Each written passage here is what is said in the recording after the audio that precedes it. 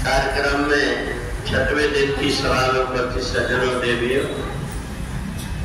हमने भगवान श्री कृष्ण के प्राकट्य की कथा सुनी कि भगवान श्री कृष्ण धराधाम में कैसे आए। वैसे परमात्मा का एक ऐसा आचरण और व्यवहार है कि परमात्मा अपने आप में कुछ करते नहीं जब तक उन्हें याद ना दिलाया जाए। इसलिए कि जब हम परमात्मा को कुछ याद दिलाते हैं तब परमात्मा के अंदर कुछ कार्य करने की इच्छा होती है। और ऐसा क्या, परमात्मा का चिदानंद स्वरूप है। परमात्मा अपने आप में आनंद में रहते हैं। उन्हें संसार के सुख की या दुख की कोई परवाह नहीं होती। और इसलिए अपन देखें कि पृथ्वी में कितनी प्रकार की घटनाएं घटती हैं, कैसे बुरी बुरी तरह के एक्सीडेंट होते हैं, कैसी दुर्घटना होती है, कैसी आपदाएं, भूकंप में कई पहाड़ गिरने से कैसी चीख होती, परंतु ये परमात्मा के लिए खेल है। जैसे कोई व्यक्ति देखता है कि बेटा धूल खेल रहा है तो वो जाकर के धूल का उसका सब मिटा भी देता है और उसको पकड़ करके ले आता है। और परमात्मा का भी यही काम। तो सुखदेव जी ने राजा परीक्षित से कहा कि भगवान के धराधाम में आने के पीछे आदि शक्ति भगवती जगदम्बा की ही प्रेरणा होती और उन्हीं की प्रेरणा से भगवान इस पृथ्वी लोक में आते हैं। भगवान को भी जब जब आना पड़ा, चाहे वो शिव रूप में आए तो साथ में आदि शक्ति गौरा आए, राम रूप में आए तो सीता के रूप में, और यहाँ द्वापर युग में भगवान जब आए तो साथ में रुक्मणी के रूप में। इस जन्म में थोड़ा सा ये अंतर हो गया कि लक्ष्मी जी ने अपने आप को अलग अलग 8 रूपों में बांट लिया और कहा कि मेरी अष्ट सखियां 7वें अवतार लेंगे। क्यों अवतार लेंगे? क्योंकि एक बार भगवान नारायण से लक्ष्मी जी ने कहा, प्रभु आप तो जानते हैं कि मेरी अष्ट सखी हर समय मेरे साथ रहती है और उनके मन में ऐसी इच्छा है कि यहाँ वैकुंठ में भगवान क्या करते हैं, केवल क्षीर सागर में जब भी देखो तो शयन करते रहते हैं। कहा आपको तो यहाँ शयन करते हुए देखा पर आपकी लीला नहीं देखी। तो इसलिए एक अष्ट सखियों के मन में ऐसी इच्छा है कि आपकी लीला को देखना चाहते। भगवान ने कहा ठीक है, इन सखियों पे तो कहा मैं जब रहूंगी तो इनको मेरी सेवा करना पड़ेगा, इसलिए मैं भी इन अष्ट सखियों के बीच में और इन्हीं की शक्तियों के साथ में ही अवतार लूंगा। भगवान ने कहा ठीक। भगवान ने कहा कि जब तुम अष्ट सखी के रूप में अवतार लोगी तो मैं फिर लीला किसके साथ में करूंगा? तो उस समय भगवती लक्ष्मी के शरीर से एक आभा प्रकाश प्रकट हुआ और वो आभा प्रकाश राधा रानी के रूप में भगवान के सामने आए। भगवान ने देखा इतना तेज से संपन्न रूप लक्ष्मी जी का। कहा देवी अभी इतने अवतार में आपने ऐसा रूप अपना नहीं दिखाया। कहा तब तो मैं आपके साथ में अंश रूप में आती थी और इस समय मैं पूर्ण रूप में आकर के और आपकी लीला में साथ देना चाहती। तो इधर भगवान ने जैसे देखा राधा रानी को तो कहा पहले देखो मेरे को प्राकट्य हो जाने दो और नहीं तो मेरा कोई प्रभाव नहीं रहेगा, सारे लोग तुम्हारी तरफ दौड़ेंगे। और इसलिए भगवान भादो मास के कृष्ण पक्ष की अष्टमी को प्रकट हुए और राधा रानी उनके कितने दिन बाद? 15 दिन। भादो के तो 15 दिन के बाद में जब शुक्ल पक्ष लगेगा तो उस समय राधा जी का प्राकट होगा। तो यहाँ भगवान तो अवतरित हो गए। भगवान की लीला सारे ब्रज में हलचल मची हुई है। सारे ब्रज की जो गोपियां हैं भगवान का जय जयकार कर रही हैं। ब्रज में हो रही जय जयकार, नंद घर साला जायो है। ब्रज में हो रही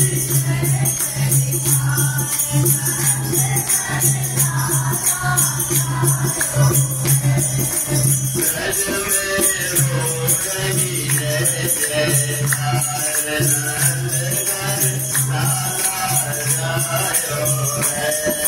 ब्रज में हो रही जय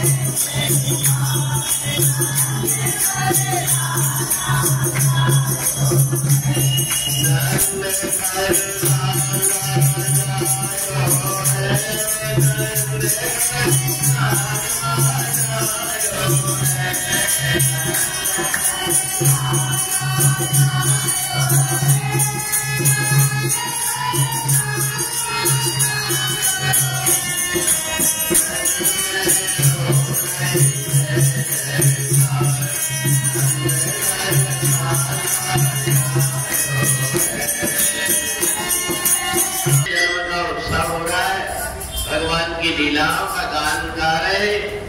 भगवान जब बड़े हो गए तब भी हर घर में उनके नाम का गीत गाया जा रहा है।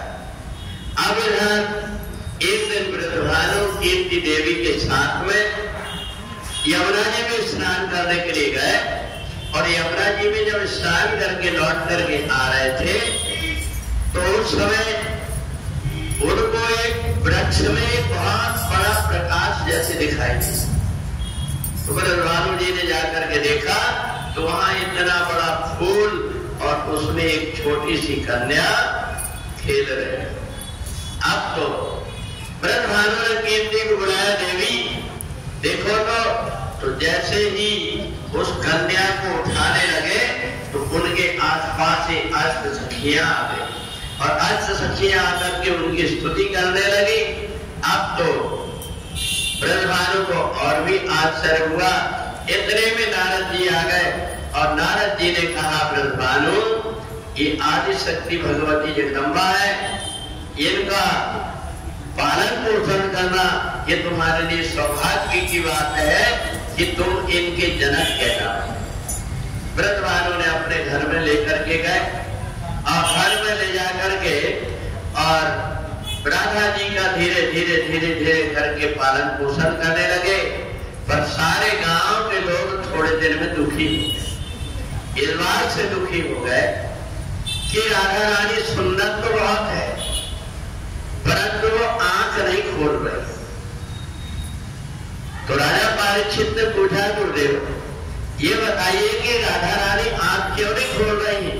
बोले उनकी आंख में सूर्य निवास करते हैं। राधा रानी ने सोची कि अगर मेरी आंख का प्रभाव कोई ले लेगा तो उसकी नेत्र में दिखना बंद हो जाएगा, इसलिए राधा रानी ने अपनी आंख को नहीं खोला।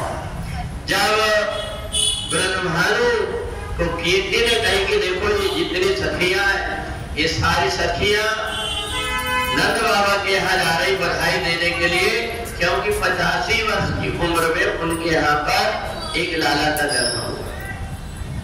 ब्रजभानु ने कीर्ति से कहा कि चलो नंद बाबा मेरे बड़े अच्छे मित्र हैं, मैं चल करके उनको बधाई दे देता। जब लेकर के गए तो राधा रानी ने अपनी आंख का 99% तेज भगवान श्री कृष्ण को प्रदान कर दिया और भगवान कृष्ण का नाम तब से 16 कलाओं से युक्त होकर के कृष्ण चंद्र के रूप में। अब इधर राधा रानी ने आंख खोल करके भगवान को देखा। अब तो सारे ब्रज में इस बात की चर्चा फैल गई कि इतने दिनों से राधा रानी ने आंख नहीं खोला था, भगवान को देख करके ही उन्होंने आंख खोल दिया। तो भगवान को देख करके आंख खोल नहीं रहा। अब यहाँ धीरे धीरे सखियों का आना जाना शुरू हो गया। सारी सखियां अब राधा जी के साथ में नंदगांव आने लगी। एक दिन राधा रानी को भगवान श्री कृष्ण का संदेशा गया। भगवान श्री कृष्ण संदेशा भेजा, राधा हमारे यहाँ पर यमुना जी का पर्व आया है, हरियाली तीज का, इसलिए हमारी मैया की इच्छा है कि तुम आकर के हमारे घर की मेहमान बनो। भगवान श्री कृष्ण का निमंत्रण सुन करके राधा रानी मन में विचार करने लगी, कैसे आऊं रे कन्हाई तेरी गोकुल नगरी, बड़ी गोकुल नगरी,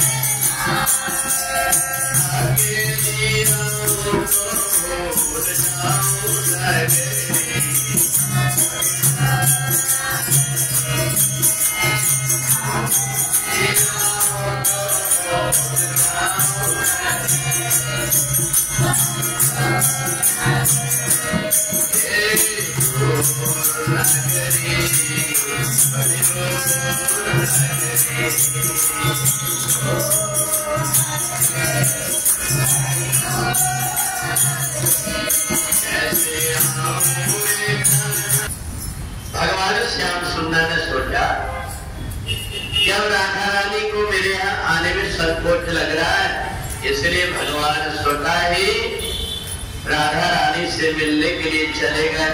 और जब राधा रानी से मिलने के लिए गए तो भगवान ने रूप काय का बना लिया, मणिहारी का। मणिहारी का भेष बनाया, श्याम चूड़ी में आया।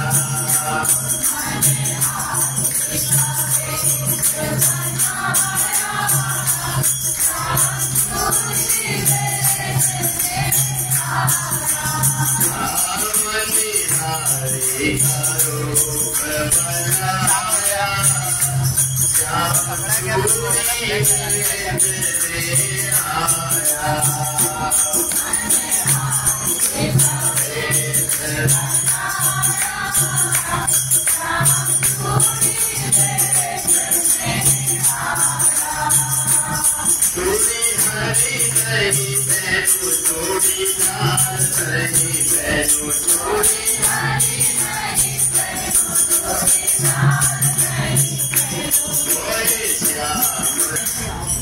राधा रानी ने जैसे भगवान श्याम सुंदर को देखा तो चूड़ियां पहनना भूल गई।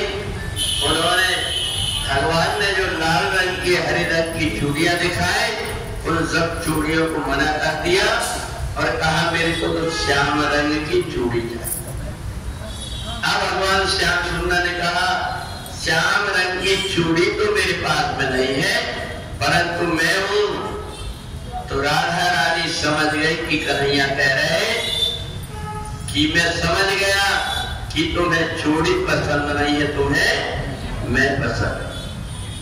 अब तो भगवान श्याम सुंदर को हृदय में धारण कर ली।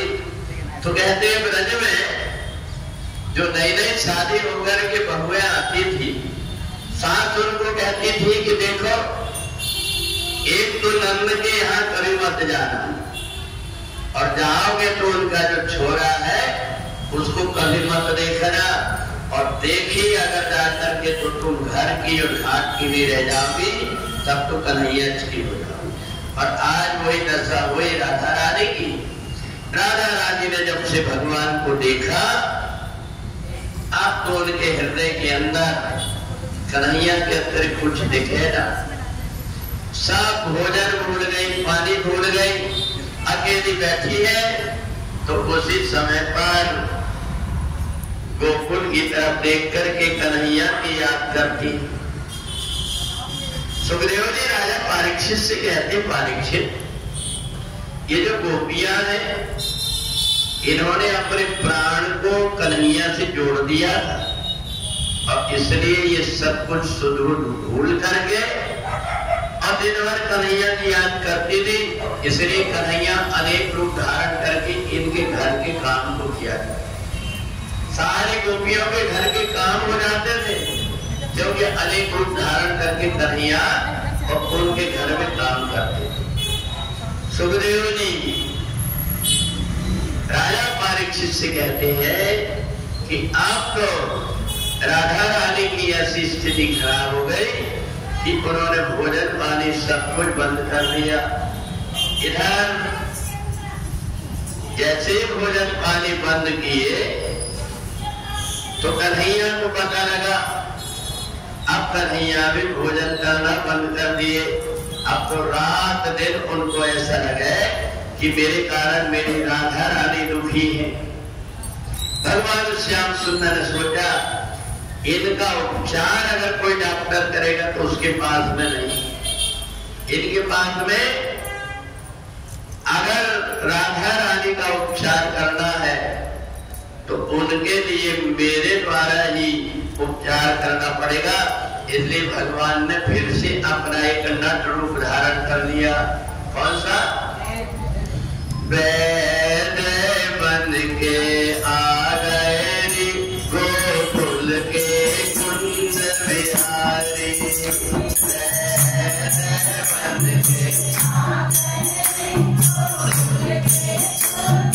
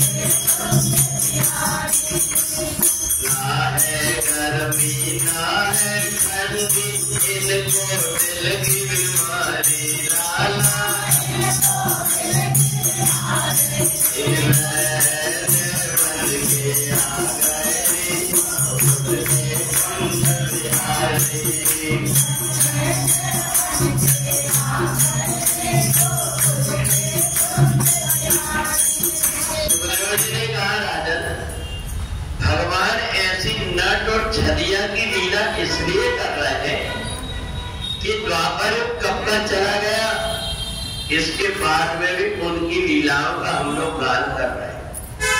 भगवान की जब तक लीला इस पृथ्वी लोक में होते रहेगी, तब तक भगवान श्री कृष्ण का गोलोक धाम में मन नहीं लगेगा।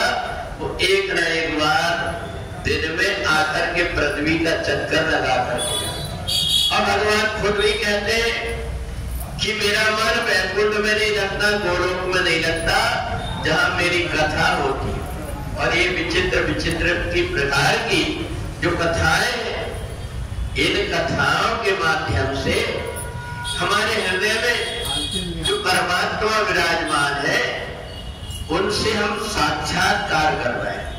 कहते हैं कि कथा में बैठ करके जो भगवान की लीलाओं को सुनता है, उसके अनेक जन्म के नरक ले जाने वाले संस्कार नष्ट हो जाते। दूसरी एक बात और कि भगवान की जो लीला है, एक अमृत से भी बढ़ करके, जिस समय सुखदेव जी राजा परीक्षित को कथा सुनाने लगे, तो देवताओं ने प्रलोभन दिया, तुम अमृत के बदले आपको कथा के बदले अमृत ले लो। राजा परीक्षित ने मना कर दिया। क्यों? कि अमृत से बढ़कर के भी भागवत की कथा इसलिए है, ये भागवत की कथा हमारे हृदय को पवित्र करके जन्म जन्मांतर के जो मैल रहता उसको दूर कर दे। इसलिए अब तो भगवान श्याम सुंदर ने देखा कि राधा रानी मेरे स्वरूप को अपने हृदय में धारण कर ली है, और मैं तो पूर्ण ब्रह्म हूं, और इसलिए न इनको भोजन की इच्छा है, न पाने की इच्छा है, न किसी से बोलने की इच्छा है, न तो सोने की इच्छा है। भगवान ने अपनी शक्तियों को खींच करके जब अपने हृदय में रख करके ले आए, तब से राधा रानी ब्रजेश्वरी के रूप में इन गोपियों के साथ में भगवान कृष्ण की चर्चा करने लगे। क्या गोपी आज अपने प्रीतम जी का श्रृंगार कैसा सुंदर है। राधा रानी कन्हैया का जैसा श्रृंगार मैया यशोदा करती थी, वैसे रंग के वस्त्र अपने आप पहन लेती थी। गोपियां देख करके समझ जाती थी कि आज हरा रंग अगर पहनी है राधा रानी ने, तो भगवान श्याम सुंदर का हरा ही श्रृंगार हुआ है। तो इसलिए भगवान जैसा जैसा श्रृंगार करते, राधा रानी वैसे करते। अब इधर भगवान ने देखा सारे देवता भगवान से मिलने के लिए आए, हमारे कारण ही आपको मनुष्य रूप लेना पड़ता। जब जब ये राक्षस सताते हैं, आप इनको मारने के लिए अवतार हमारे लिए ही लेते हैं। इसलिए ये सारे देवता भगवान को प्रणाम करते। इधर ब्रह्मा जी ने सोचा कि मैं भी आज तक के नहीं गया। ब्रह्मा जी ने सोचा कि पहले परीक्षा करके देख लूं कि भगवान का ये पूर्ण ब्रह्म अवतार है कि आंशिक अवतार है। तो ब्रह्मा जी ने कहा कैसे करें? तो देखा कि ये करते क्या है, ये देख लो। अब ब्रह्मा जी जब देखने के लिए गए, तो भगवान का एक स्वभाव है, वो ऐसी लीला करते हैं जिससे कि व्यक्ति के अंदर मोह उत्पन्न हो जाता है। भगवान उस सारे बाल वालों ने कहा, जितने लोगों ने भोजन लेकर के आए हो, सब हमारे पास लेकर के आओ। सारा भोजन भगवान ने इकट्ठा करके रख लिए। देखे तो कोई नमक रोटी, कोई चटनी रोटी लेकर के आया, किसी के पास तो रोटी के लिए भी नहीं, वो दलिया लेकर। भगवान ने तुरंत अपना हाथ घुमाया और 56 प्रकार का भोजन बना। 56 प्रकार का भोजन बना करके और भगवान उन ग्वाल वालों को अपने हाथ से खिलाने लगे। जब खिलाने लगे तो ये ग्वाल वाल सुध भूल गए। उनको ये लगा कि हम कहाँ बैठे हैं और क्या कर रहे हैं पता नहीं है। जितना भोजन था सारा भोजन कर गए। कन्हैया का चेहरा देख देख करके उनको होश भी नहीं था। भगवान ने देखा कि अब तो कुछ भी नहीं बचा हुआ है, क्या करे? तो उसी समय पर भगवान ने कहा तुम एक काम करो, तुम बछड़ा देखने के लिए चले जाओ और मैं यहाँ पर भोजन कर लेता हूँ। भगवान ने देखा भोजन तो कुछ बचा नहीं था, इसलिए जो जूठन पड़ी हुई थी उन्हीं जूठनों को उठा करके खा रहे थे। ब्रह्मा जी ने कहा ये पूर्ण ब्रह्म का अवतार नहीं हो सकता। निगम ने शिव अंत न पावा,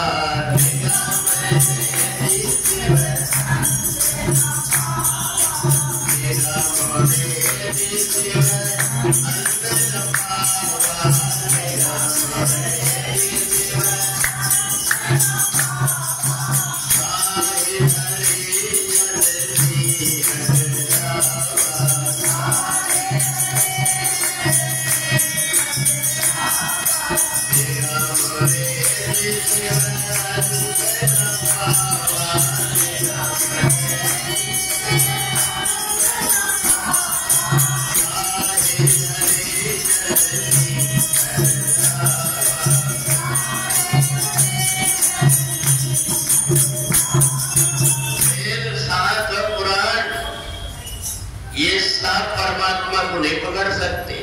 परमात्मा को कौन पकड़ सकता है? परमात्मा को कौन? बोले परमात्मा को वो पकड़ सकता है जो व्यक्ति माता कौशल्या जैसे भाव वाला हो। माता कौशल्या का कैसा भाव है? सोई सुख सोई गति सोई भगति सोई निज चरण सने। भगवान पुत्र बन करके आ रहे, ये माता को पता है, परंतु क्या कहती है? सोई निज चरण सने, सोई विवेक सोई रहनी प्रभु, हमें कृपा कर दे। तो ये कौन जान सकता है? बोले जिन रघुनाथ चरण रति माने,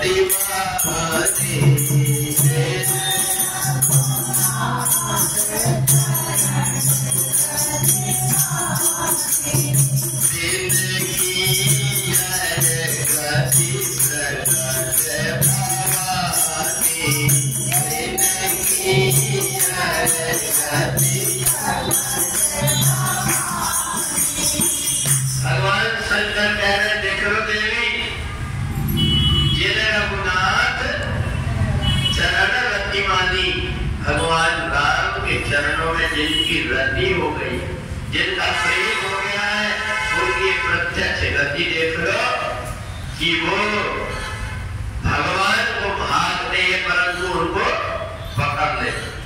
भगवान को पकड़ कौन पाता है?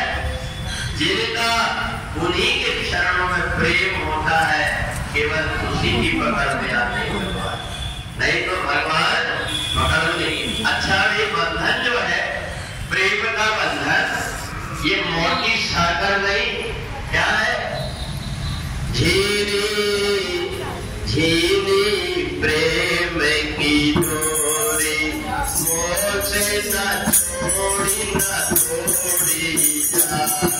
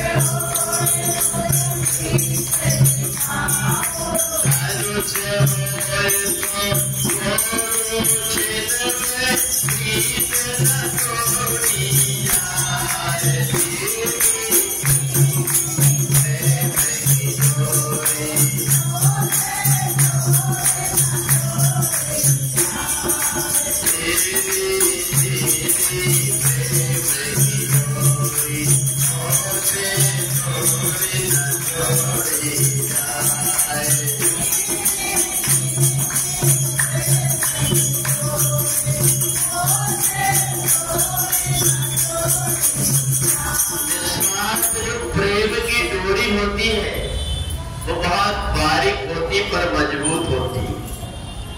भगवान कहते मैं सागर को तोड़ दूं, मैं वज्र को पीस दूं, मैं धनुष को तोड़ दूं, पर प्रेम के धागा को मैं नहीं तोड़ सकता। तो इसलिए भगवान ने देखा कि राधा रानी इस समय पर उनके प्रेम के कारण अपनी सखियों के बीच में और प्रेम का वर्णन करते करते थकती नहीं है। तब भगवान ने मन में विचार किया इन गोपियों के बीच में मेरे को जाना था। ब्रह्मा जी ने जैसे ही देखा तो मोह हो गया भगवान की लीला को देख करके। तो देखो भगवान की लीला को देख करके प्रेम और व्यक्ति को होता जिसके हृदय में भगवान के प्रति भक्ति हो, और मोह उसके मन में होता है जिसके अंदर अभिमान होता है। अभिमानी व्यक्ति को कभी परमात्मा की भक्ति प्राप्त नहीं हो, वो अभिमान के कारण झुकना नहीं जानता। और भगवान की भक्ति तो तभी होती है कि जब तक के व्यक्ति के अंदर विनम्रता ना आ जाए। यहाँ ब्रह्मा जी ने मोह हो गया, बछड़े और ग्वाल वालों को चुरा करके ले गया, भगवान ने वैसे ही रूप धारण कर लिया। अच्छा, भगवान ने इसलिए भी रूप धारण कर दिया, भगवान का एक नाम विश्व रूप। भगवान ये बताना चाहते हैं कि मैं भले एक जगह दिखाई दे रहा हूं पर मैं हर जगह भी हूं। और जितने बछड़े थे, जितने ग्वाल थे, भगवान उनका रूप धारण कर लिया। और इसलिए कर लिए कि जब गाय भगवान को माता यशोदा का दूध पीते देखते थे तो इन गायों को लगता था कि काश मैं कन्हैया की माँ होती तो मैं भी ऐसे दूध पिलाता। भगवान ने कहा तेरी इच्छा भी पूरी कर। और आज बछड़ा बन करके भगवान उन गायों को धन्य कर रहे हैं जो भगवान को देख करके उनसे प्रेम का नाता जोड़ते। वो गोपियां बड़े बड़े ग्वालवार हो गए थे, परंतु आज भगवान का बेटा बन करके आए तो उनको गोद में लेते उनके स्तन से दूध की धारा बहे। भगवान की लीला को देख करके ब्रह्मा को याद आया कि मैंने बहुत बड़ी गलती किया, भगवान से क्षमा याचना।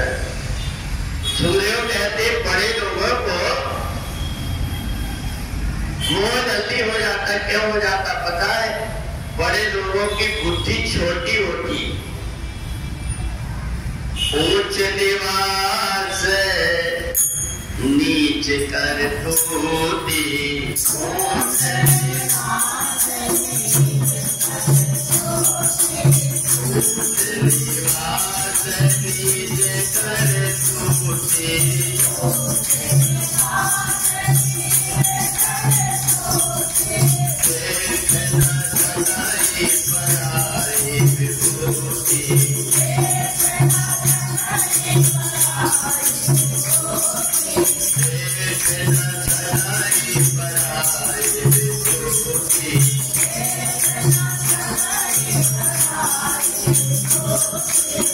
भगवान ने देखा अब मेरी यहाँ की लीला पूरी हो रही है, जाते जाते इंद्र को भी मजा चखा जाए, तो भगवान ने इंद्र की पूजा बंद करा दी। भगवान ने मानवालों से कहा कि घर के देवता को छोड़कर के अन्नदेव की पूजा करने जा रहे, तुमने कभी अपने गिरिराज भगवान की पूजा किए? कहा कैसे गिरिराज? बोले देखो, भगवान ने ले जाकर के ग्वालवालों को दिखा दिया, साक्षात रूप में भगवान गिरिराज गुफा के अंदर तपस्या कर रहे हैं। भगवान ने कहा अभी ये तपस्या में दीन है, ये जब तपस्या से उठेंगे तो भोग लगाते हैं, इसलिए एक काम करो, हम सब अपने घर से पकवान बना करके ले जाए। सारे ग्वालवालों को पकवान बना करके भगवान ने भोग इसलिए लगा दिया कि अगर एक ग्वालवाल भगवान का भोग लगाएंगे तो ब्रज में अन्न की कभी कमी नहीं जाएगी। और इसलिए आज ब्रज में इतने भंडारा चलते रहते हैं। संत मुनि महात्मा भंडारा करते वो गिरिराज भगवान की कृपा है। और इसलिए भगवान ने भंडारा बनवा करके तैयार कर लिए। सारे बाल भगवान के आदेश पाते ही और गिरिराज पर्वत की तरफ चले। वहां जितनी भी गोपियां थी अपने घर में जो पकवान बना था वो लेकर के चली। मैं तो वृंदावन को, मैं तो गोवर्धन को जाऊं मेरी नहीं माने मेरो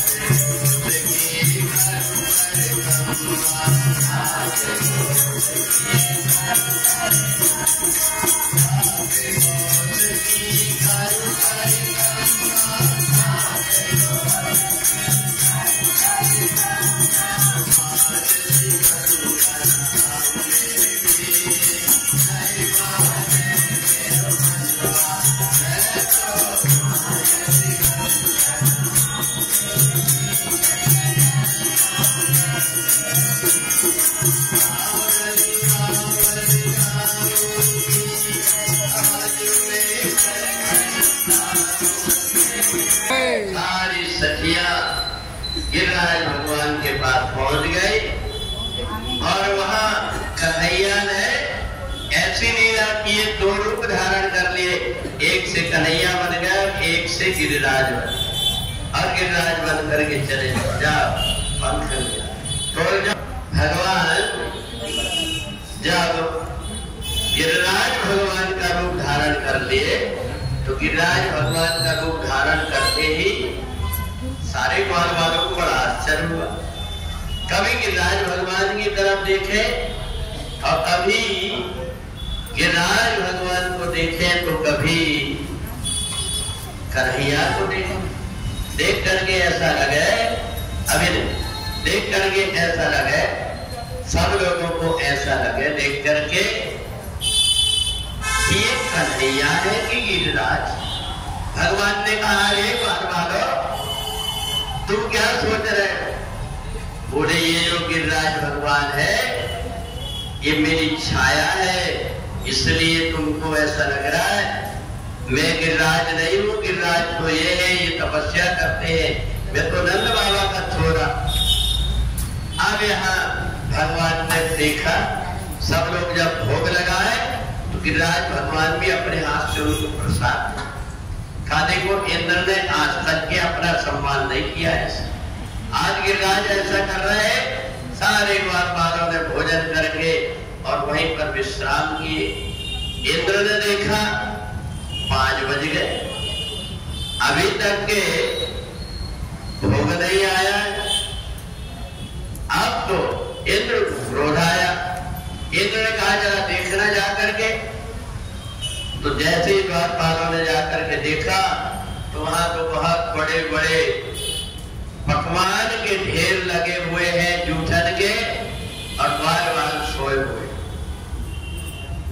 इन लोगों का दिमाग खराब हो गया कि बता, इंद्र ने हमको कह करके रखा कि आज भोजन मत करना, हम भोजन नहीं किए, भूखे मर रहे और ये देखो तो खा पी करके सो रहे। 2-4 तो थोड़े ललकते थे, उन्होंने सोचे कि अब ये जूठा नहीं उठाकर खा। तो वो जूठा उठा करके जिन जिन्होंने ने खाया, भगवान का प्रसाद था गिरिराज का, वो तो उनकी तो शरीर की देह ही बदल। उन्होंने जाकर के और इंद्र से कहा कि हमें ऐसा लगता है कि पृथ्वी में परमात्मा का अवतार हो गया।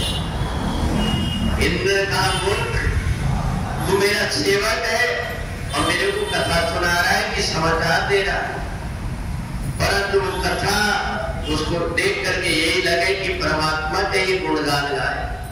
इंद्र ने अपने सेनापति का जरा जाकर के देखना, उनने आकर के बताया कि आज आपके साथ छल हुआ है, ब्रजवासियों ने भोजन करके जूठन आपके लिए छोड़ा है। अब तो इंद्र को क्रोध आया और इंद्र ने तुरंत मेघ को बुला करके और कहा कि तुम पूरे ब्रज को बाहर। जब 7 दिन और 7 रात पानी गिरा तो भगवान ने देखा कि ये ब्रजवासी परेशान हो रहे हैं, तुरंत वो पहाड़ को ऊपर उड़ा दिए। बोले गिरिराज भगवान की। गिरिराज भगवान को जैसे ऊपर उठाए वैसे ही भगवान काले काले बादलों को देख करके और एक अपना दूसरा रूप बना करके और काले बादलों को देख करके नाचने लगे। क्या बने?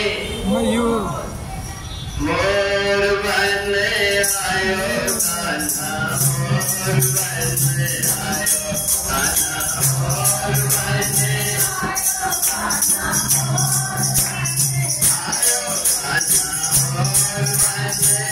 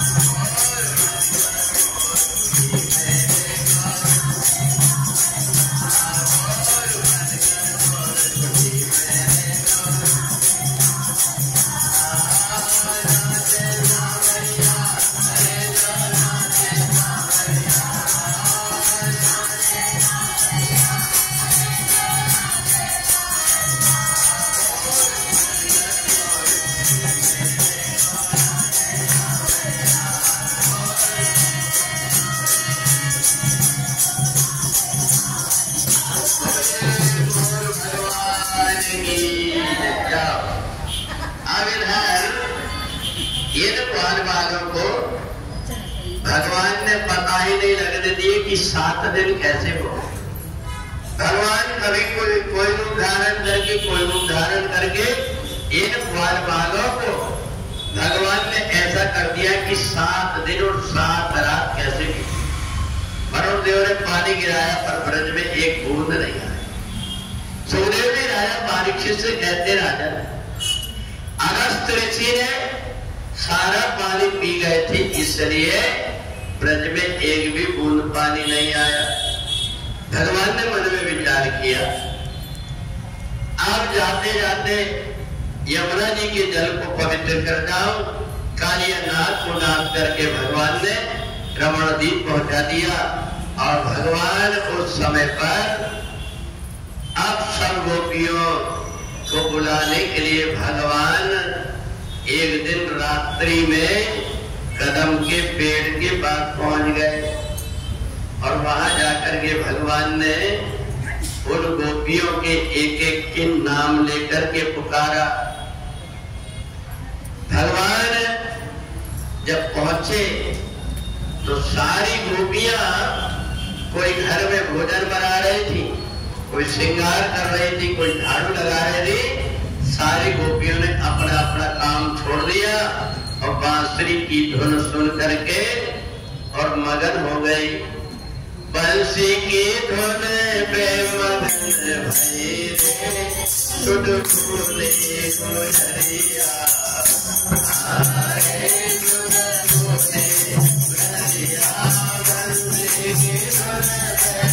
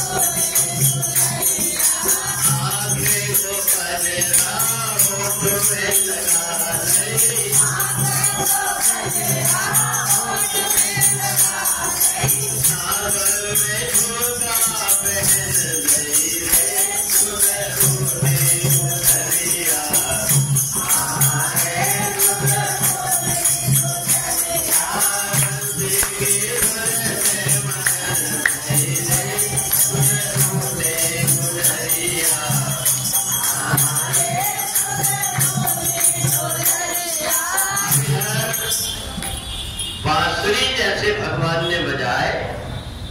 ये सारी जितनी गोपियां थी, ये सारी गोपियां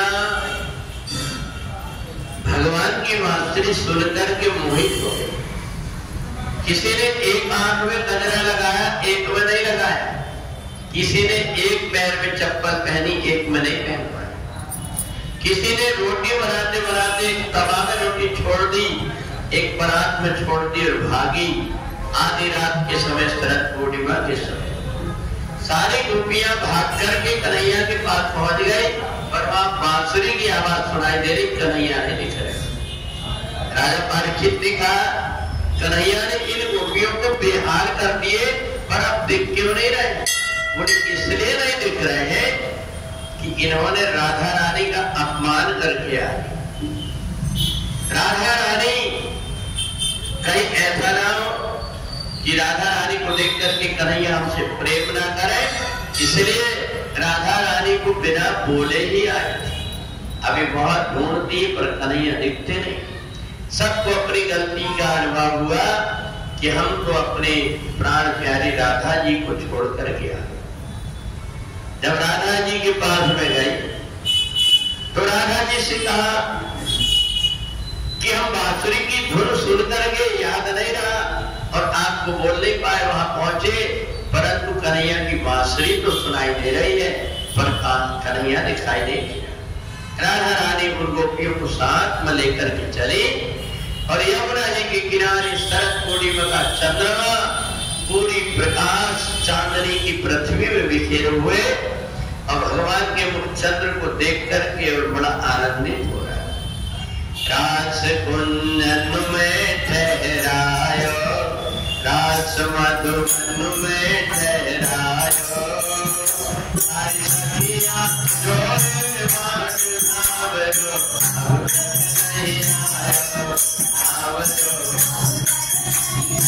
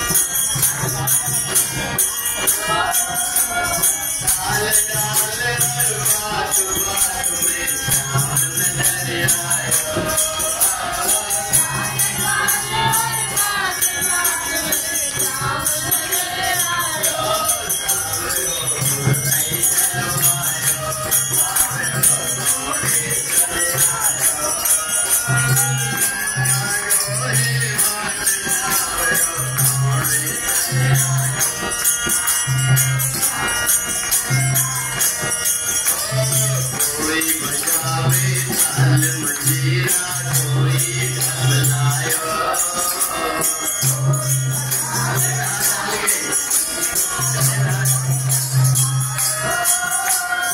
मेरे थाली नजर राधिका है तो ढबलायो। मेरे थाली नजर राधिका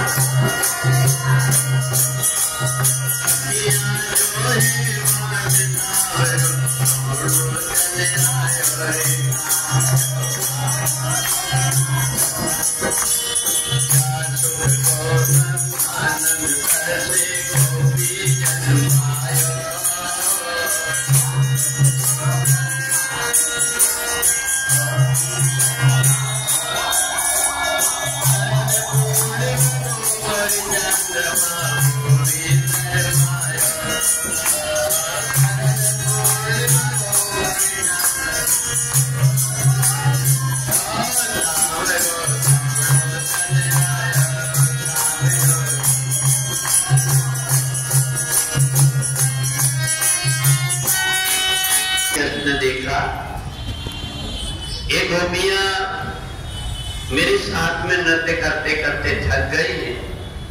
भगवान ने जितनी गोपियां थी उतने रूप धारण कर दी।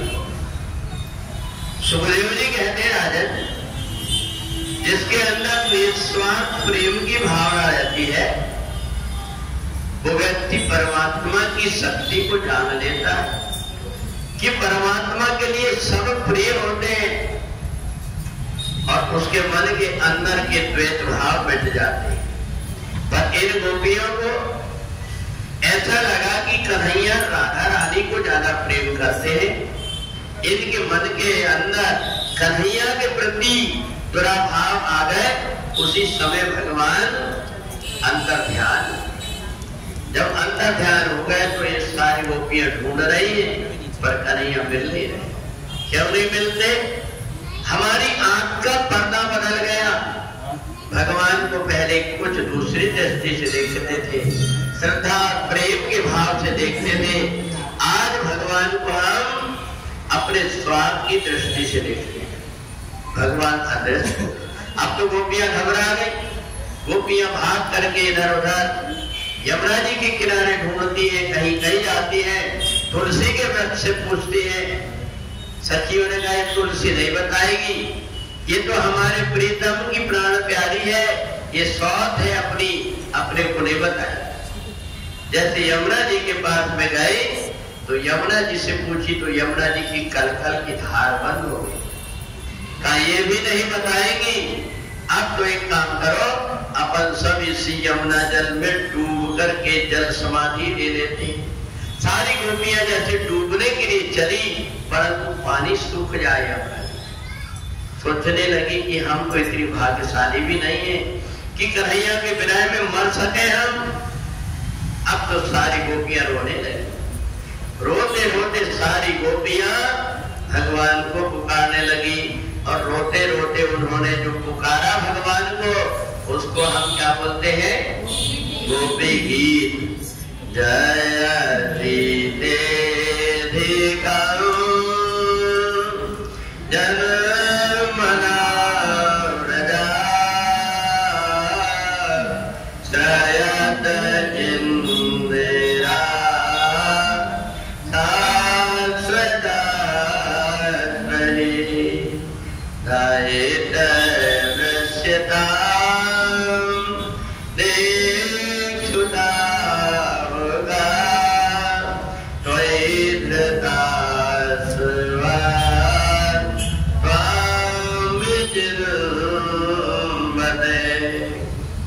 गोपियां रो रो करके बेहाल कर।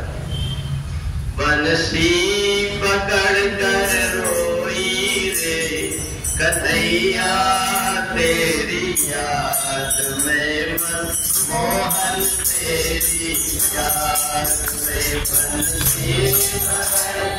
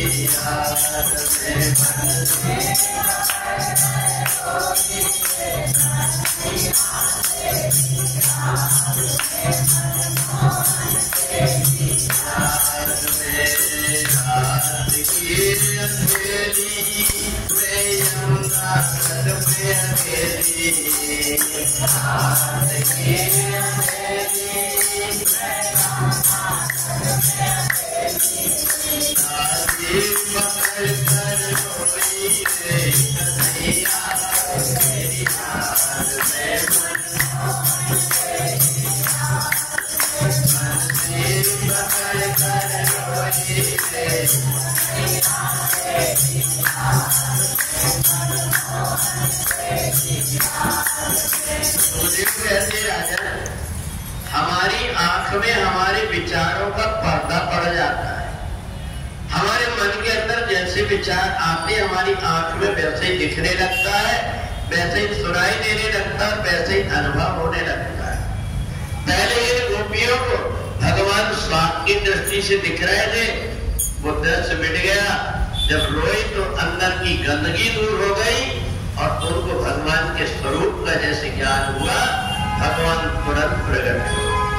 भगवान कहीं रह रहे थे, उन्हीं गोपियों के हृदय अंतःकरण में पहुंच गए। भगवान जैसे प्रकट हुए तो राधा रानी ने भगवान श्याम सुंदर का हाथ पकड़ ली और कहने लगी, हे प्रीतम हे लाडले करिए रास विहार, हम सबको सुख दीजिए मैं जाऊं बलिहार। सारी गोपियां आसपास हो गई और कन्हैया बीच में खड़े होकर के और उन गोपियों को पूर्ण ब्रह्म से परिपूर्ण कर दिया। ये रासलीला ऐसी है, भगवान श्री कृष्ण के स्वरूप में जो खो जाता है उसका हृदय में हमेशा हमेशा के लिए वृंदावन बन जाता है। रास रजो रास रजो रास रजो रे, रास रजो रास रजो रास रजो रे।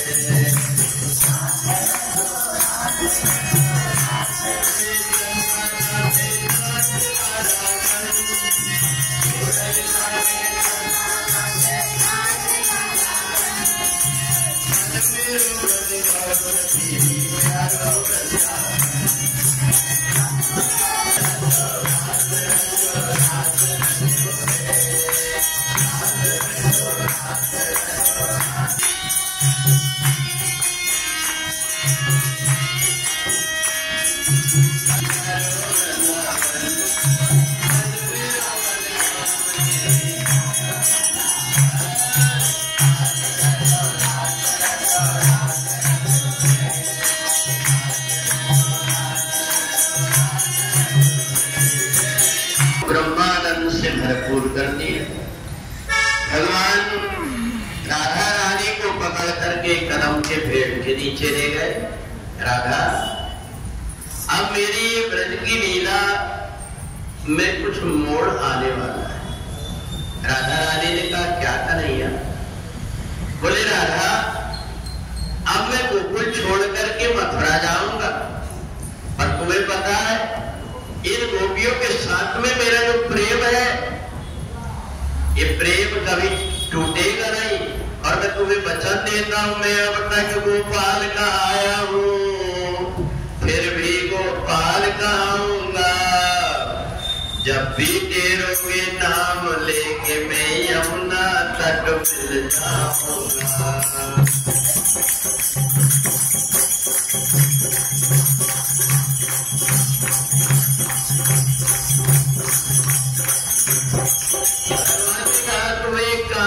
पड़ेगा। बोले, क्या? बोले, मैं इन गोपियों को रोते और बिलखते नहीं देखना चाहता। फिर आप इनको छोड़ करके जाएंगे तो गोपियां तो रोएंगी। भगवान ने कहा, तुम मेरा रूप धारण करके देखो। और जैसे ही भगवान श्याम सुंदर ने कहा और उसी समय पर कहा ले जाता, जैसे ही लेकर गए और जैसे ही भगवान श्याम सुंदर ने राधा रानी से कहा कि तुम्हें जब जब मेरी गोपियां दुखी होगी, ये मेरे विरह में परेशान ना हो, इनके प्राण ना निकले, इसलिए तुम मेरा स्वरूप धारण कर। अब कन्हैया से कहे कि देखो तुमने मेरे को अपना रूप तो धारण करा दिया, परंतु एक बार तुम भी मेरा रूप धारण करके देखो। कन्हैया ने कहा नहीं, मैं तुम्हारा रूप धारण नहीं कर सकता, तुम आह्लादनी शक्ति हो, मैं अगर तुम्हारा रूप धारण कर लूंगा तो मेरी आंख से आंखों की धार बंद नहीं हो। तब राधा रानी ने कहा ना कि बनोगे राधा तब तो जानोगे कि मैं कितनी विरह में तुम्हारी परेशान होती हूँ। तुम एक बार राधा बन करके, एक बार जरा राधा बन करके देख सावरे।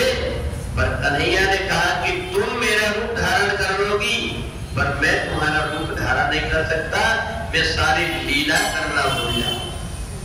भगवान ने राधा का रूप धारण नहीं किया, अपना रूप धारण करने की कन्हैया को गए। कन्हैया ने जैसे राधा रानी को कहा, अब तो राधा रानी बावरी हो, कदम के पेड़ से लिपट करके राधा रानी और वहीं बैठी रह गई। और कन्हैया लौट करके गोकुल में आकर के इन गोपियों के साथ में और उन्होंने होली का उत्सव मनाया। सारी गोपियों ने कहा कि राधा रानी के बिना सुना लग रहा है। राधा रानी कदम के पेड़ के पास से सीधा बरसाने चली गई और बरसाने जाकर के वहां उदास होकर के बैठी थी। भगवान समझ गए कि राधा रानी बड़ी दुखी है, तो सारे ग्वाल बालों की और गोपियों की टोली लेकर के भगवान बरसाने पहुंचे। बरसाने जैसे भगवान पहुंचे तो वहां जाकर के भगवान ने और अपनी राधा रानी और टोली के साथ में होली का उत्सव करके भगवान आ गए। इधर कंस ने मन में विचार किया कि जो भी जाता है लौट करके नहीं आता, इसलिए एक काम करो कि अब कृष्ण और बलराम को दोनों को ही यहां बुलाओ। पर कृष्ण और बलराम आएंगे कैसे? बोले कृष्ण और बलराम को बुलाने का एक उपाय है कि ब्रज में अक्रूर जी को भेजो। अक्रूर जी भगवान कृष्ण के चाचा जी है, तो कहा अक्रूर जी जाने वाले नहीं है, क्योंकि कंस के मन में क्या विचार है ये अक्रूर जी जानते हैं। बोले एक काम करो, अगर कृष्ण और बलराम को बुलाना है तो देवकी और वसुदेव को हमारे पास लेकर जाओ। कंस के दरबार में वसुदेव और देवकी को दोनों को प्रकट किया। जैसे ही आए, कंस ने तुरंत आज्ञा दे दिया कि जाओ बड़े बड़े सांप डाल करके और कुएं के अंदर वसुदेव और देवकी को दोनों को पैर बांध करके उल्टा लटका। अब वसुदेव और देवकी को दोनों को उल्टा करके और जैसे कुआं में लटकाए, अक्रूर जी को देख करके लगा कि अब तो ये दोनों की दोनों जब इनको प्राण अब कोई नहीं बचा पाएगा, तब अक्रूर जी जाने को तैयार। रथ में बैठ करके जब गए तो जैसे ही जाते हैं ऊपर भी एक माला टंगी है। भगवान श्याम सुंदर ने देखा, अब अक्रूर जी आ रहे हैं, सारा समाचार ले लिए और भगवान जाकर के और रात्रि में भगवान मैया के पास पहुंचे। अरे मैया, आज मैं तुमसे कुछ कहना चाह रहा। मैया ये सोचने गई, कन्हैया तू तो रोज बोलते रहता, क्या कह रहा? भगवान श्याम सुंदर अपनी मैया से लिपट गए और उनसे कहा कि आज मैं तुम्हारे चरण दाबना चाहता। मैया ने कही आज मेरे पैर थक भी गए कान्हा, तू अगर मेरे चरण को दाबेगा तो मेरे को बड़ा अच्छा लगेगा। और भगवान धीरे धीरे जब मैया यशोदा के चरण दाबने लगे तो भगवान कहने लगे, माँ मेरे को दिखाओ। बोले का तू कितनी अच्छी है, तू कितनी भोली है, प्यारी प्यारी है। ओ माँ तेरी माँ कितनी अच्छी है, कितनी भोली। बच्चों की जहाँ होती है माँ की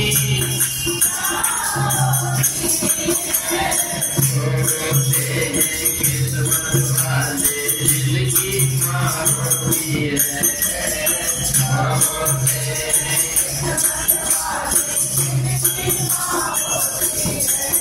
तेरी ममता में, तेरी करुणा में जगपति नारी है।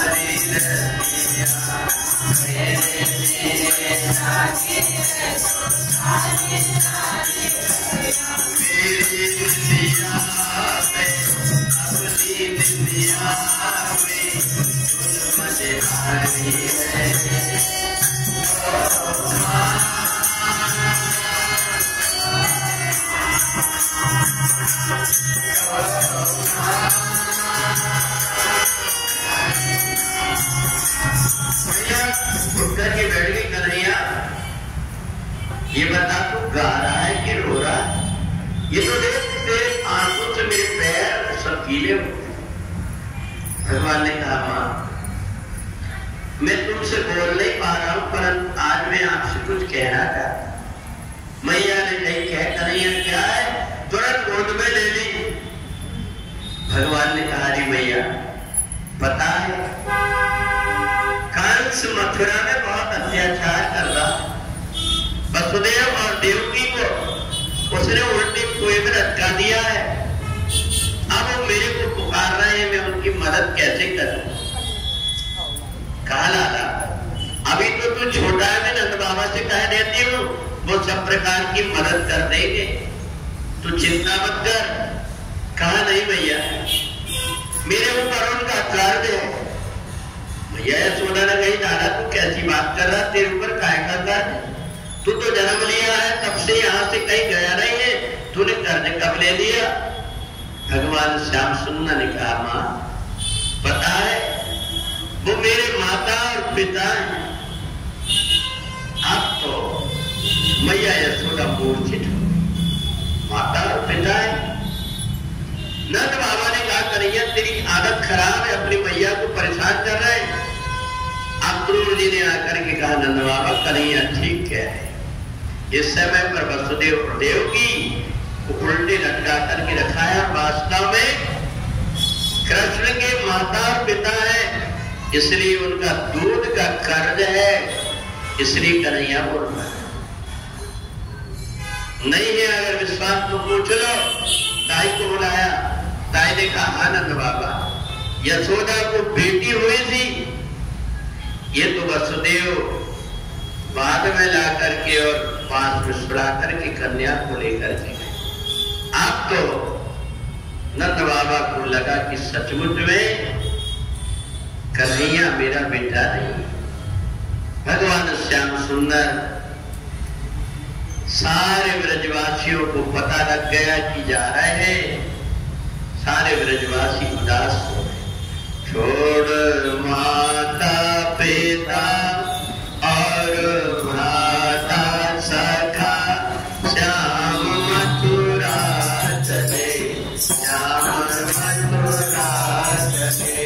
छोड़ माता पिता और भ्राता सखा श्याम मथुरा चले, श्याम मथुरा चले, श्याम मथुरा चले, श्याम मथुरा चले।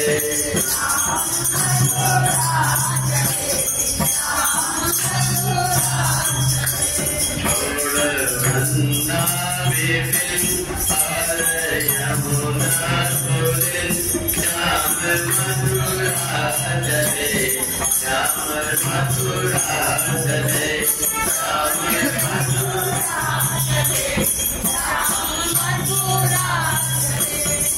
गोपियों को जैसे पता लगा पूरी ब्रज की गलियों में देखे, अब रथ हमारे ऊपर से जाएगा, हम कन्हैया को वैसे ही जाने नहीं। इधर भगवान ने राधा रानी की याद किए। राधा रानी कन्हैया का रूप धारण करके और आकर के गोपी और बार वालों को समझाने लगी। भगवान श्याम सुंदर का मैं परसों आ जाऊंगा, तो भगवान को ऐसा कह करके रथ को अपने कंधे पर रख करके निकल। इधर नंद बाबा को होश आया, मेरा कन्हैया मथुरा गया है। तुरंत बार वालों को साथ में लेकर के यमुना जी पहुंच गए। वहां मथुरा में शाम यज्ञ मंडप की तैयारी हो गई थी, धर्म से घोड़ा। भगवान जैसे यमुना जी में पहुंचे तो अक्रूर को ज्ञान करा दिए। वहीं पर धोबी कपड़ा धो रहा था। बाल वालों के लिए कपड़े मांगे तो जरा बात उल्टी सीधी करने लगे। भगवान ने उछाल मार करके और उसको नीचे पटक करके और कपड़े दे करके आए।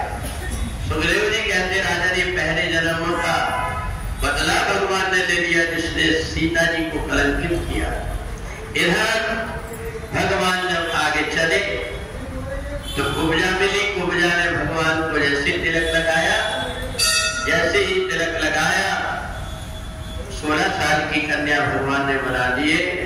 अब तो भगवान जब चले तो कुबलिया पीठ हाथी। उस समय पर द्वार पर खड़ा था कृष्ण बलराम ने पकड़ करके उसको मार करके जब गए तो पूरी मथुरा में ही भगवान का रूप देख करके और सारी ब्रज की गोपियां भगवान के गुण गाने लगी। सखी दोई सुंदर राजकुमार नगर अपने में आए रे। दोई सुंदर राजकुमार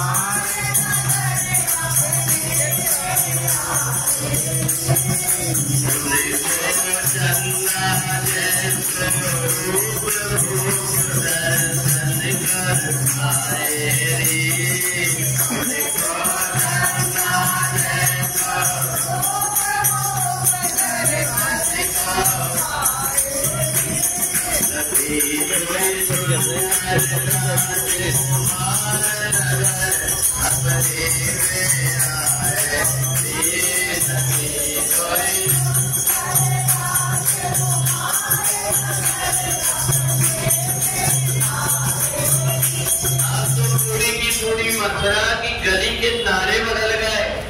का कृष्ण बलराम को कोई जानता नहीं था। कंस की ही जयकारा करते थे, आज कृष्ण और बलराम की जयकारा। वसुदेव और देवकी ने जेल में सुने, ये कृष्ण और बलराम की जयकारा कैसे लग रही है? अभी तक तो कंस की ना जयकारा लग रही थी। जैसे ही द्वारपालों ने आकर के बताया, वसुदेव और देवकी नाचने लगे। हमारा कृष्ण और बलराम दोनों मथुरा में आ गए। इधर कंस ने जैसे देखा कृष्ण और बलराम आ रहे, बलदेव देवकी को निकाल करके फिर से जेल में बंद कर दिया। अब इधर भगवान जब पहुंचे तो चाणूर मुष्टिक इन सब का भगवान ने वध करके, कल का वध करके भगवान जेल पहुंचे और वहां जाकर के वसुदेव देवकी को जेल से बाहर निकाल करके राजा बना दिए वसुदेव को। और अब भगवान तुरंत अपनी मैया और देवकी के पास पहुंचे।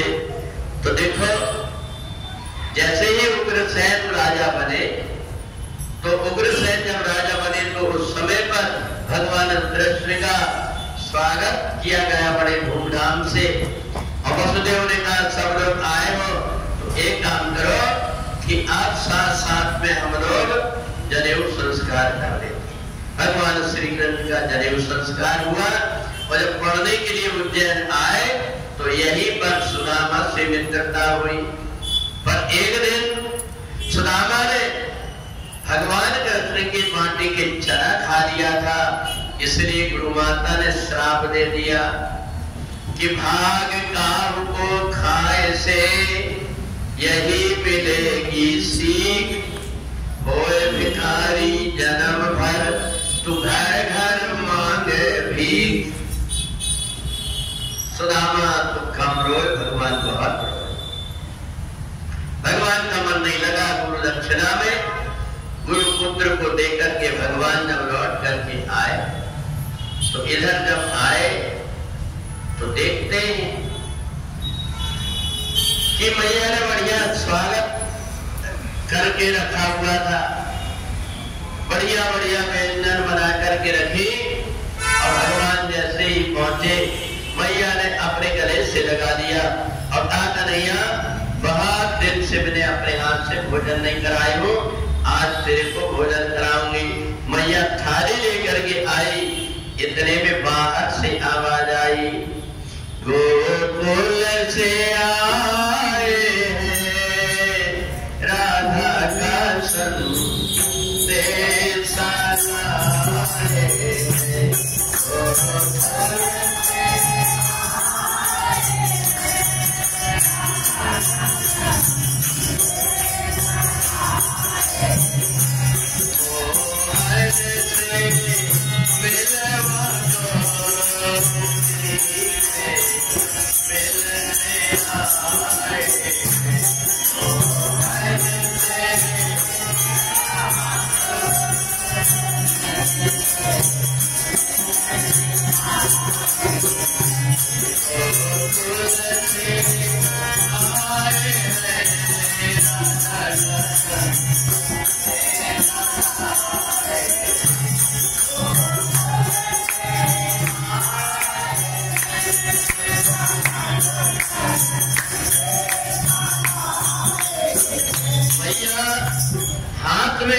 लेकर के भगवान को खिलाने वाली थी और राधा का नाम सुनते भगवान उठ के खड़े हो गए। बाहर देखा एक दुबली पतली गोपी रोते रोते भगवान को पत्र दे रहे। अब तो भगवान ने जैसे ही पत्र को देखा, एक एक बचपन की याद आई। बचपन की एक एक याद आने लगी कि मेरी मैया कैसे गर्म पानी से मेरा मुंह धो करके अपने आंचल के पल्ले से पोछा करती थी मेरा चेहरा। बाबा नंद अंगुलिया कहने पायल चलन सिखावे, मेरी उंगली पकड़ करके नंद बाबा मेरे को चलना सिखाते। अब तो भगवान को एक एक बात जब याद आई तो आंख से आंसू बहे। मैया घबरा गई, कौन थाली में रख दिया। तुरंत उद्धव को बुलाया होता ये मेरे कन्हैया को क्या हो गया, तू इनका मित्र है, तू इनसे पूछ। भगवान ने कहा बोधा मोहि ब्रज विसरत नाही। अच्छा एक बात बताओ, हम तो भगवान की याद करते एक अलग बात है, परंतु वो कौन सा गुण है जिसके कारण परमात्मा हमारी याद करते?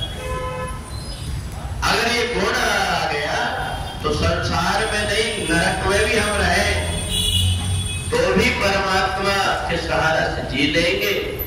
तो केवल परमात्मा हमारी याद करते हैं, उनके लिए एक ही चीज चाहिए कि राम ही केवल प्रेम प्यारा। तो प्रेम के नाते से जो परमात्मा को मान लेता है, परमात्मा उसकी याद करता है। आज उद्धव ने कहा चिंता मत कर कन्हैया, मैं बृहस्पति का शिष्य हूं, मैंने ज्ञान भक्ति वैराग्य सब कुछ सुना है, ब्रह्म सूत्र को पढ़ा हुआ है, मैं उनको वो तेरे भगवान मान रहे हैं इसलिए रो रहे हैं, मैं उनको भगवान का परिचय करा दूं। उद्धव चले और जैसे ही पहुंचते हैं गोपियों से पूछा कि ये बताओ कि नंद बाबा और यशोदा का घर कौन सा है? जो पानी बह करके आ रहा है ना, इसी के किनारे किनारे से चले जाओ, जहां से पानी बह रहा है समझ लेना कि वही नंद और यशोदा का घर है। ये पानी यमुना जी की धार का नहीं है, कोई गंदी नाली का पानी नहीं है। 9 लाख गाय और नंद बाबा और यशोदा के आंसुओं की धार। उद्धव को आधे हो गए, भाई इतना प्रेम। कन्हैया के लिए जाकर के देखे, उस समय कन्हैया ने बड़ी विचित्र लीला की है। जिज्ञानियों को भगवान मोह में डाल देते, छोटे से बालक बन गए और झूला में झूल रहे। मैया ने देखा मेरा कन्हैया हिल डुल रहा है, तुरंत झूला झुला करके लोरी गाने लगी। तुझे सूरज कहो या चंदा, तुझे दीप कहो या तारा, तेरा नाम करेगा रोशन, जग में मेरा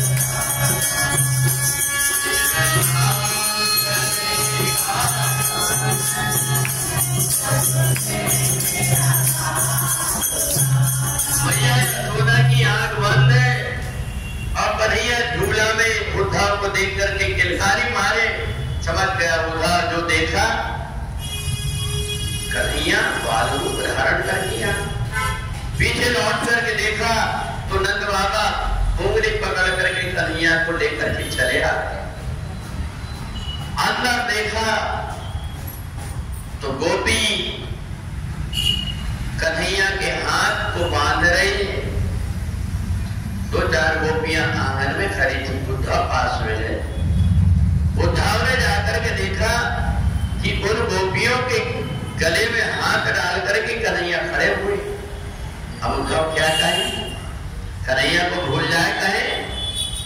भगवान ने सोचा कि अब चलो, अब इतने भक्ति के तो दर्शन कर लिए, ज्ञान और इसका परख लेना चाहिए। गोपियों के बाद में गए।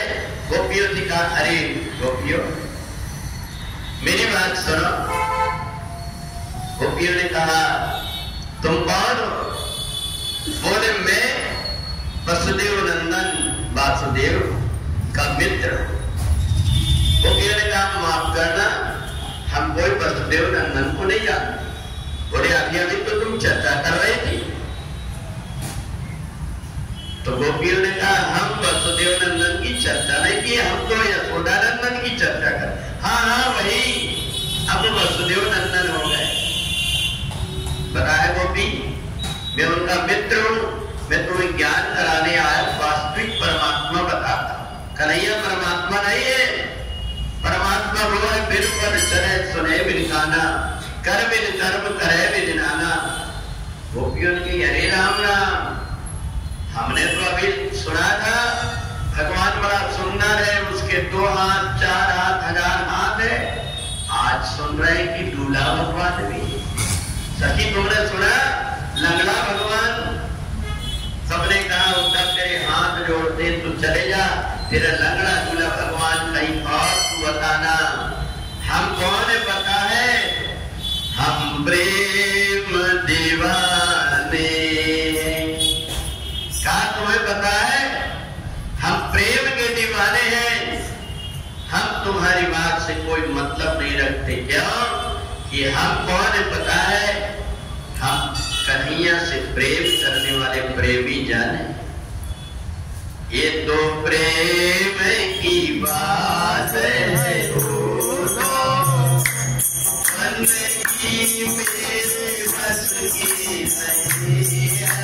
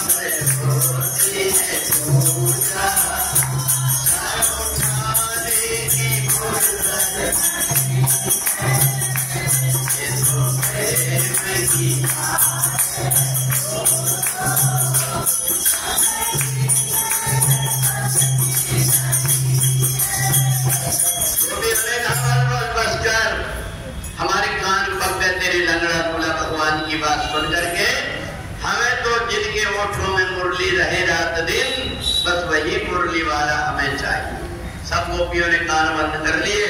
अब ये नंद बाबा के पास पहुंच गए। बाबा मैं तुमसे कन्हैया का संदेशा कहने आया। क्या कहना चाहते हो? बाबा कन्हैया ने कहा है कि मैं आऊंगा लौट करके, मेरी याद मत कर।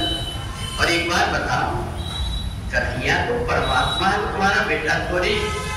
आप तो बिलक बिलक करके रोने लगे ना। कहा बाबा अब क्या हो गया? बोले मेरे से बहुत बड़ी गलती हो गई। अभी तक के मैं सोच रहा था मेरा बेटा गया है, पर आज मेरे को लगा वो भगवान था। तो भगवान अगर चला गया तो मेरा तो जीवन ही चला गया। हम कहते हैं सब कुछ चला जाए, परंतु हमसे भगवान ना जाए। अब तो मैं निर्धन हो गया, मैंने मेरे पास का धन खो दिया। उद्धव अब मैं जी नहीं पाऊंगा। नंद बाबा की दशा देख करके और यशोदा जी रोते रोते आई। कन्हैया से कहना उसके घर में नौकर चाकर लगते होंगे, बड़ा आदमी बन गया, मैं उसके घर में नौकरी कर लूंगी, पर कन्हैया के बिना जीना नहीं चाहता। अब तो चरणों में गिर गए उद्धव।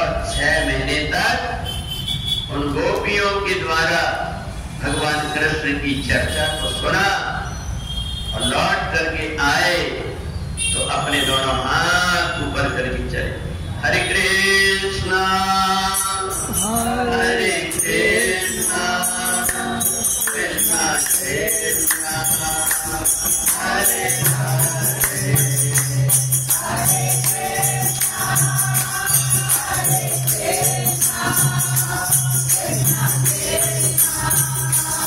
हरे हरे। भगवान श्री कृष्ण सुना ये उद्धव आज तक किसने कीर्तन नहीं किया, आंख से आंसू बह रहे हैं और हाथ ऊपर करके चले आ रहे। भगवान दौड़ के गए, गले से लगा दी, क्या हुआ उद्धव? कन्हैया आज मेरे को पता लगा कि भगति स्वतंत्र सकल गुण खानी,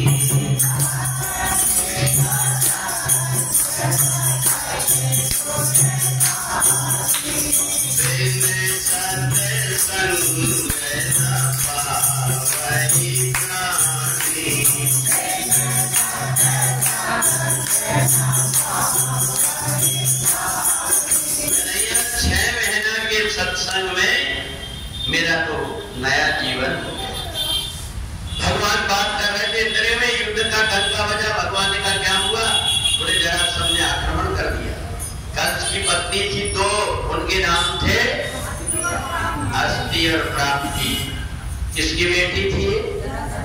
जरासंध की। जरासंध 23 छोड़ी सेना लेकर के आए। भगवान ने कहा अब मथुरा वालों को कष्ट नहीं होना चाहिए।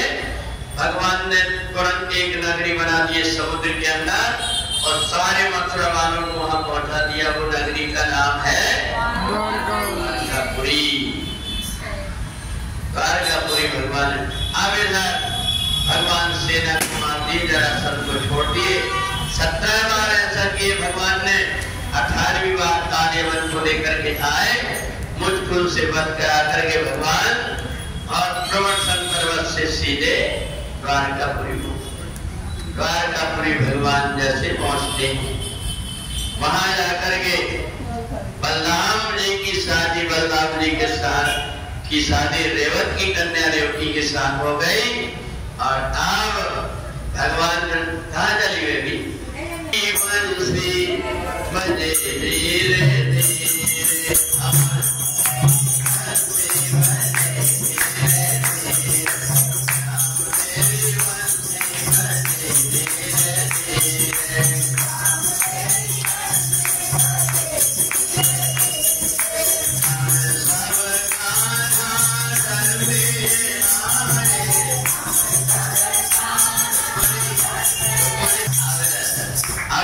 भगवान श्री कृष्ण की शादी की बात चली और शिशुपाल के साथ में रुक्मणी का विवाह तय हो गया था।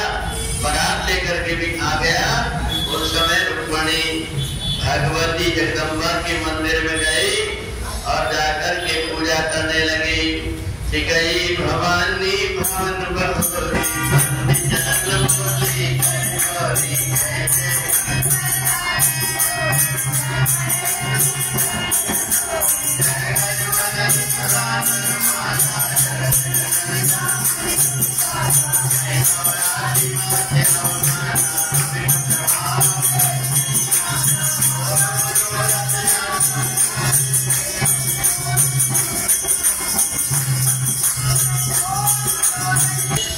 इसलिए मेरी इच्छा को पूरी करो।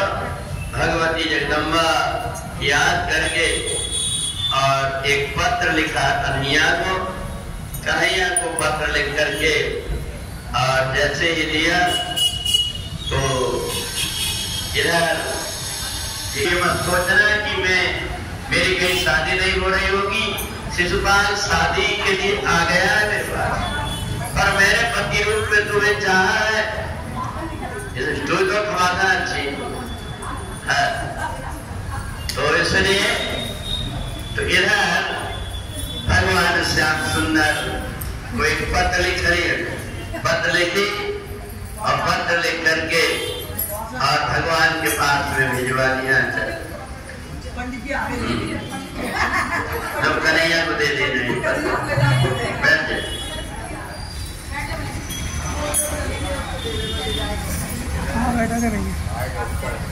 अजब गजब का मैया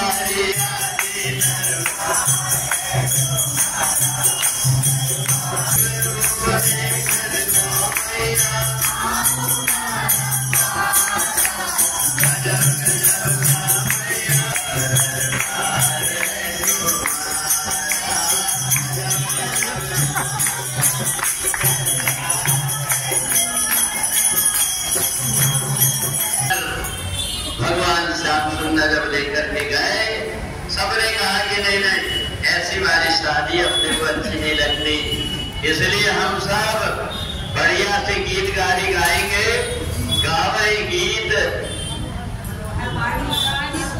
हाँ, तो इसलिए सारी सखियों ने कहा ऐसी शादी नहीं, हम विधिवत शादी करेंगे, रुक्मणी को लेकर के आ जा। तो